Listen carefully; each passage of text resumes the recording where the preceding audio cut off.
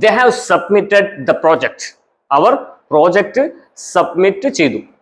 അവരാൽ project submit ചെയ്യപ്പെട്ടു. എങ്ങനെ പറയും? The project has been submitted by them.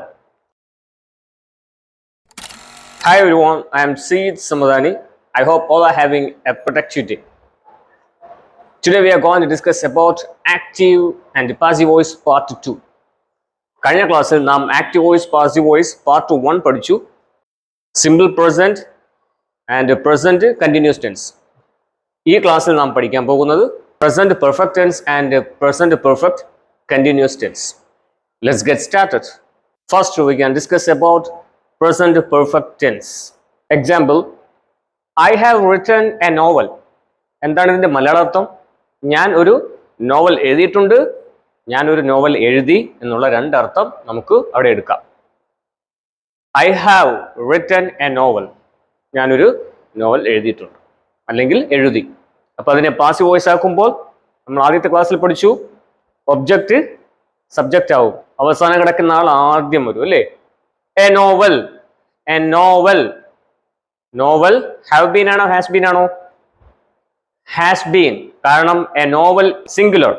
A novel has been written by me. A novel has been written by me. എന്നാൽ ഒരു novel എഴുതപ്പെട്ടിട്ടുണ്ട്. ഒരു novel എന്നാൽ എഴുതപ്പെട്ടിട്ടുണ്ട് എന്നുള്ള meaning. ഇതിന്റെ സ്ട്രക്ചർ നോക്കിയാൽ സബ്ജക്റ്റ് പ്ലസ് ആക്റ്റീവ് വോയിസ് ആണ്. ആക്റ്റീവ് വോയിസിൽ subject plus have or has plus V3. Passive voice നോക്കുമ്പോൾ subject plus have been or has been plus V3. ഒരു നോവൽ എഴുതപ്പെട്ടിട്ടുണ്ട് എന്നെങ്ങനെ പറയാം? Yes, you are correct. A novel has been written. A novel has been written. ഇവിടെ by ഉപയോഗിക്കുന്നില്ല. ഉദാഹരണത്തിന് നിങ്ങൾ വാർത്തകൾ വായിക്കുമ്പോൾ അവിടെ പാസീവ് വോയിസ് ആണ് ഉപയോഗിച്ചിരിക്കുന്നത്. Most times they did not use by. അവിടെ by കൊടുക്കാറില്ല. കാരണം അവർ കൊടുക്കുന്ന അർത്ഥം ചെയ്യുന്ന ആളിനല്ല, ചെയ്യപ്പെട്ട വസ്തുവിനോ അല്ലെങ്കിൽ ചെയ്യപ്പെടുന്ന അതിന്റെ ആൻസർ റിസൾട്ട് കിട്ടുന്ന വ്യക്തിക്കോ ആയിരിക്കണം അവർ പ്രാധാന്യം കൊടുക്കുന്നത്. അപ്പോൾ വായിക്കുന്നവർ മനസ്സിലാക്കിക്കൊള്ളണം, ഇതാണ് അവരുടെ കോൺസെപ്റ്റ്. നിങ്ങൾ കഥകൾ വായിക്കുമ്പോഴും ഇങ്ങനെ കാണാൻ അത് ഏറെ സാധ്യത കൂടുതലാണ്. അതുപോലെ തന്നെ റിയൽ ഇംഗ്ലീഷ് സ്പീക്കേഴ്സ് സംസാരിക്കുന്ന സമയത്ത് most times they use positive voice without by. You have instructed them. നീ അവരെ നിർദ്ദേശിച്ചു. നീ അവരെ നിർദ്ദേശിച്ചു അല്ലെങ്കിൽ നീ അവരെ ഉപദേശിച്ചു എന്നുള്ള അർത്ഥം കൊടുക്കാം. കൽപ്പന കൊടുത്തു എന്നുള്ള അർത്ഥവും കൊടുക്കാം. അതാണ് ഇൻസ്ട്രക്ഷൻ. അപ്പോൾ ഇവിടെ ഇൻസ്ട്രക്റ്റഡ് വേർബ് ആണ് നമ്മൾ ഇവിടെ ഉപയോഗിച്ചിരിക്കുന്നത്. V3. Instruct, instructed, instructed. അവർ നിർദ്ദേശിക്കപ്പെട്ടു നിന്നാൽ. നിന്നാൽ അവർ നിർദ്ദേശിക്കപ്പെട്ടു അല്ലെങ്കിൽ ഉപദേശിക്കപ്പെട്ടു, കൽപ്പന കിട്ടി എന്നുള്ള അർത്ഥം എങ്ങനെ കൊടുക്കാം? ദം, ദേ ആവും അല്ലെ. ആദ്യത്തെ ദമ്മിനെ ഇങ്ങോട്ട് കൊണ്ടുവന്നേ, ദേ. അടുത്ത ഏതാണ്? ഹാവ് ബീൻ ആണോ ഹാസ് ബീൻ ആണോ? ഹാവ് ബീൻ, കാരണം പ്ലൂറൽ, ദേ പ്ലൂറൽ ആണ്. അപ്പോൾ they have been V3. They have been instructed by you. നിന്നാൽ അവർ നിർദ്ദേശിക്കപ്പെട്ടു. അവർ നിർദ്ദേശിക്കപ്പെട്ടു എന്ന് എങ്ങനെ പറയാം? നിന്നെ ചേർക്കാതെ, ബൈ വേണ്ട അല്ലേ. ദേ have been instructed. They have been instructed. Very good. Next example, they have submitted the project. They have submitted the project. Our project submit ചെയ്തു. Our project submit ചെയ്തു. അതെങ്ങനെ പ്രോജക്റ്റ് സബ്മിറ്റ് ചെയ്യപ്പെട്ടു അവരാൽ എന്നെങ്ങനെ പറയും?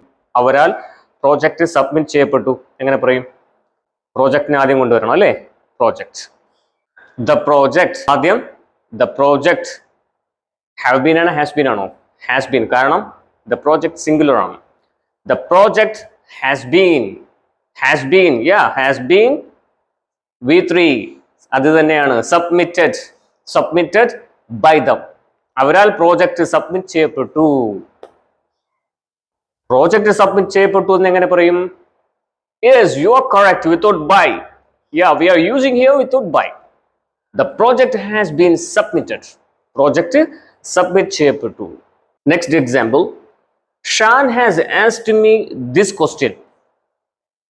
ഷാൻ ഈ ചോദ്യം എന്നോട് ചോദിച്ചിട്ടുണ്ട്, ഷാൻ ഈ ചോദ്യം എന്നോട് ചോദിച്ചു എന്നുള്ള രണ്ടർത്ഥം ഇവിടെ കൊടുക്കാം. അപ്പോൾ ഈ ചോദ്യം ഞാൻ ചോദിക്കപ്പെട്ടു എന്നാണ് അവിടെ വരേണ്ടത് പാസീവ് വോയിസിൽ.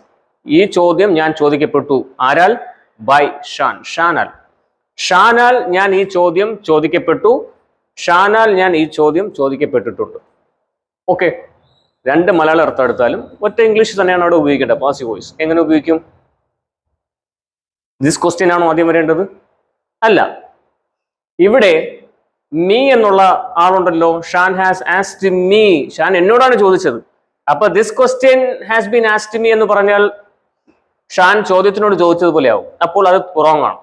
അപ്പോൾ ഞാൻ അവിടെ ഉണ്ട്. ഞാനെന്ന വ്യക്തി, എന്നോടാണ് ഷാൻ ചോദിച്ചിരിക്കുന്നത്. അപ്പോൾ ഞാൻ ആദ്യം വരും. ഷാൻ ഹാസ് ആസ്ക്ഡ് മീ അല്ലേ? മീ എന്താവും? ഐ. ഐ ഐ വന്നാൽ ഹാസ് ആണോ ഹാവ് ആണോ? കറക്റ്റ്, ഹാവ് വരണം. I have been. I have been. I have been asked this question. I have been asked this question by Shan. ഷാനാൽ ഞാൻ ഈ ചോദ്യം ചോദിക്കപ്പെട്ടു. എങ്ങനെയുണ്ട്? എളുപ്പമല്ലേ? ഷാനാൽ ഞാൻ ഈ ചോദ്യം ചോദിക്കപ്പെട്ടു. അപ്പോൾ ഞാൻ ഈ ചോദ്യം ചോദിക്കപ്പെട്ടു എന്നെങ്ങനെ പറയാം? കമ്മ്യൂണിക്കേറ്റ് ചെയ്യുന്ന സമയത്ത് നമുക്ക് ബൈ ചേർക്കാതെ പെട്ടെന്ന് സംസാരിച്ചു വിടാം. കാരണം English is A short cut language. അതിനെ ഷോർട്ട് കട്ടായിട്ട് ഉപയോഗിക്കാൻ പറ്റുന്ന പല ഉപയോഗങ്ങളും ഇംഗ്ലീഷിലുണ്ട്. അപ്പോൾ I have been asked this question.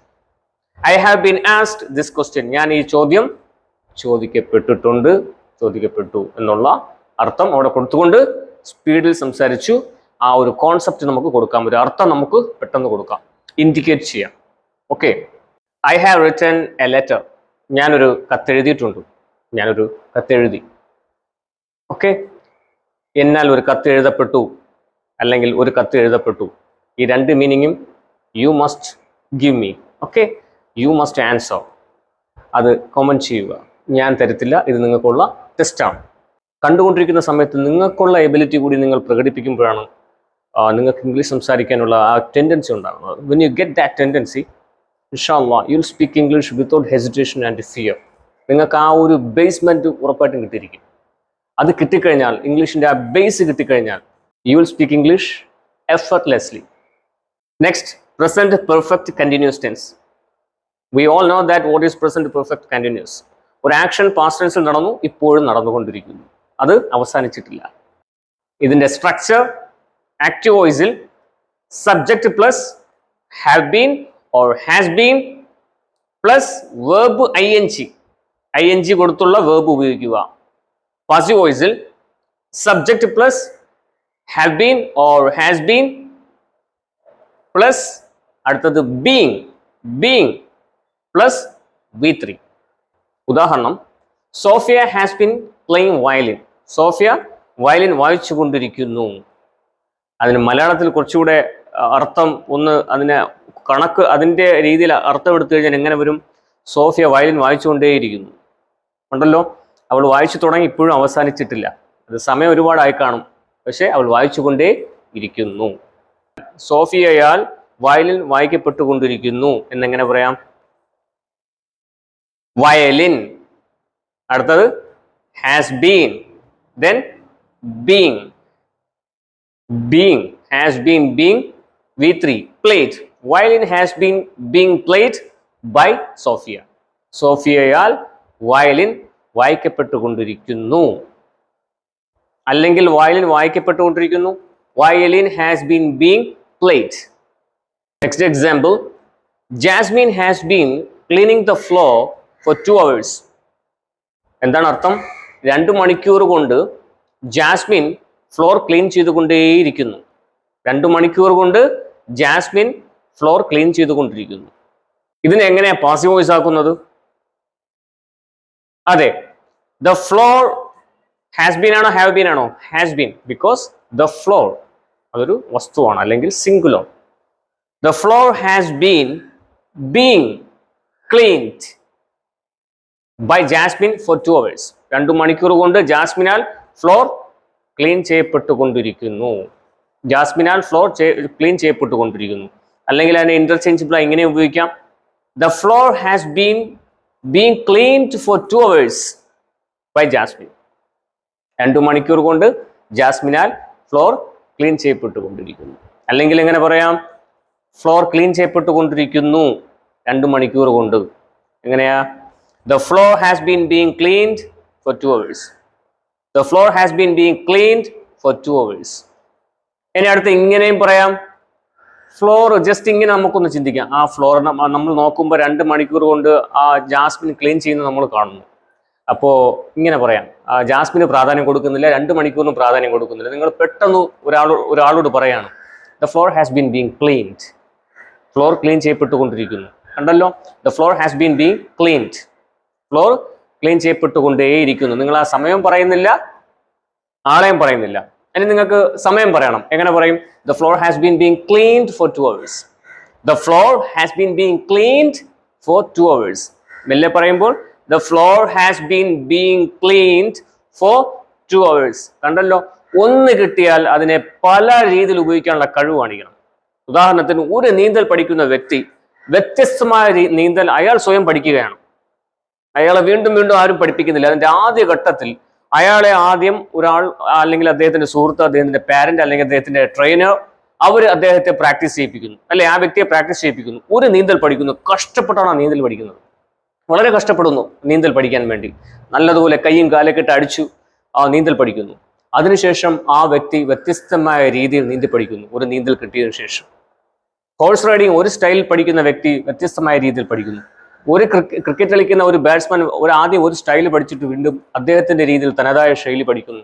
Bowling, football കളിക്കുന്ന വ്യക്തിയെ നോക്കിക്ക്, ആ പുള്ളി ഒരു രീതിയിൽ കട്ട് ചെയ്യുന്നു, പിന്നെ വ്യത്യസ്തമായ രീതിയിൽ കട്ട് ചെയ്ത് ഗോളടിക്കാനുള്ള ആ ഒരു പ്രാബല്യം നേടിയെടുക്കുന്നു. ഒരു രീതിയിൽ ഫുഡ് ഉണ്ടാക്കി പഠിക്കുന്ന ഒരു വ്യക്തി വ്യത്യസ്തമായ രീതിയിൽ ഫുഡുകൾ ഉണ്ടാക്കുന്നു. കിച്ചണിൽ വർക്ക് ചെയ്യുന്ന സ്ത്രീകൾ, നിങ്ങൾക്കറിയാം, നിങ്ങൾ ഒന്ന് പഠിച്ചാൽ നിങ്ങൾ അതിനെ 9 രീതിയിൽ വെക്കാൻ ശ്രമിക്കും. അതുപോലെ തന്നെയാണ് ഒരു ലാംഗ്വേജും. ഒരു ഉദാഹരണം കിട്ടിയാൽ അതിനെ വ്യത്യസ്തമായ ടെൻസുകൾ ഉപയോഗിച്ചുകൊണ്ടും പ്രസന്റ് മുതൽ അവസാനിക്കുന്ന ടെൻസ് വരെയും മോഡൽ വേർബുകൾ ഉപയോഗിച്ചുകൊണ്ടും അതിനെ നിങ്ങൾ പ്രാക്ടീസ് ചെയ്യുക. പ്രാക്ടീസ് ചെയ്തേ പറ്റുള്ളൂ. എന്നാൽ മാത്രമേ നിങ്ങൾ ഉദ്ദേശിക്കുന്ന രീതിയിൽ നിങ്ങൾക്ക് ഇംഗ്ലീഷ് സംസാരിക്കാൻ കഴിയുള്ളൂ. ഇൻഷാല്ലാ, I hope you all can speak English. നിങ്ങൾക്ക് ആർജവും നിങ്ങൾക്ക് ആത്മവിശ്വാസവും നിങ്ങൾക്കുള്ള വിശ്വാസവും ഉണ്ടെങ്കിൽ ഉറപ്പായിട്ട് നിങ്ങൾ ഇംഗ്ലീഷ് സംസാരിക്കും. See you again in the next video. Thank you so much.